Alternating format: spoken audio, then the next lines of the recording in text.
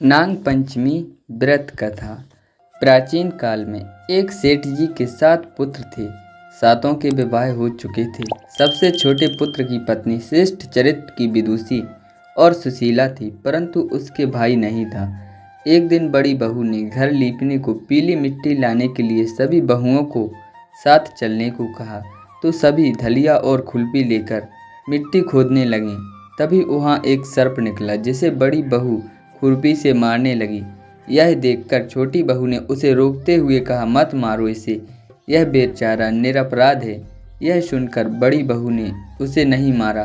तब सर्प एक ओर जा बैठा। तब छोटी बहू ने उससे कहा, हम अभी लौट कर आते हैं, तुम यहाँ से जाना मत। यह कहकर वह सबके साथ मिट्टी लेकर घर चली गई और वहाँ कामकाज में फंसकर सर्प से जो वादा किया था उसे भूल गई।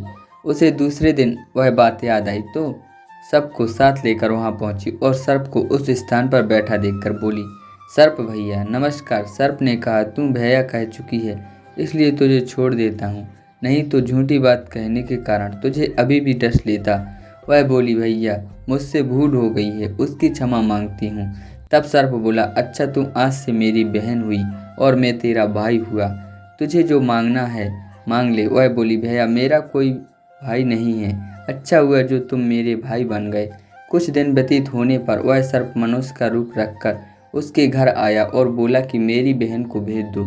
सबने कहा कि इसके तो कोई भाई भी नहीं है, मैं दूर के रिश्ते से इसका भाई हूँ, बचपन में ही बाहर चला गया था। ऐसा कहने लगे नाग देवता। उसके विश्वास के दिलाने हेतु घर के लोगों ने छोटी को उसके साथ भेज दिया। उसने मार्ग में बताया कि मैं वही सर्प हूँ, इसलिए तू डरना नहीं और जहाँ चलने में कठिनाई हो वहाँ मेरी पूंछ पकड़ लेना। उसके कहे अनुसार ही ऐसा किया। इस प्रकार वह उसके घर पहुँच गई। वहाँ के धन ऐश्वर्य को देखकर वह चकित हो गई। एक दिन सर्प की माता ने उससे कहा, मैं एक काम से बाहर जा रही हूँ, तू अपने भाई को ठंडा दूध पिला देना। उसे यह बात ध्यान न रही और उसने गर्म दूध पिला दिया, जिसमें उसका मुख बेतरह जल गया। यह देखकर सर्प की माता बहुत क्रोधित हुई, परंतु सर्प के समझाने पर शांत हो गई। तब सर्प ने कहा कि बहन को अब उसके घर भेज देना चाहिए। तब सर्प और उसके पिता ने उसे बहुत सा सोना चांदी जवाहरात वस्त्र भूषण आदि देकर उसके घर पहुंचा दिया। इतना ढेर सारा धन देखकर बड़ी बहू ने ईश्वर से कहा, भाई तू बड़ा धनवान है, तुझे तो उससे और भी धन लाना चाहिए। सर्प ने यह वचन सुना तो सब वस्तुएं सोने की लाकर दे दी। यह देखकर बड़ी बहू ने कहा, इन्हें झाड़ने की झाड़ू भी सोने की होनी चाहिए। तब सर्प ने झाड़ू भी सोने की लाकर रख दी।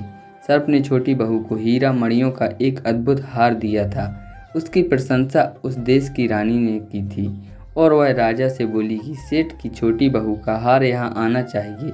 राजा ने मंत्री को हुक्म दिया और उससे हार लाने को कहा। शीघ्र उपस्थित हो जाने पर मंत्री ने सेठ जी से जाकर कहा कि महारानी जी छोटी बहू का हार पहनेंगी, वह उससे लेकर मुझे दे दो। सेठ जी ने डर के कारण छोटी बहू से हार मंगाकर दे दिया।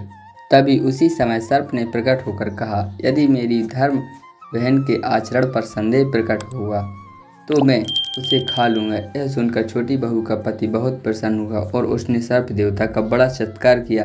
उसी दिन से नाग पंचमी का त्यौहार मनाया जाता है और स्त्रियां सर्प को भाई मानकर उसकी पूजा करती हैं।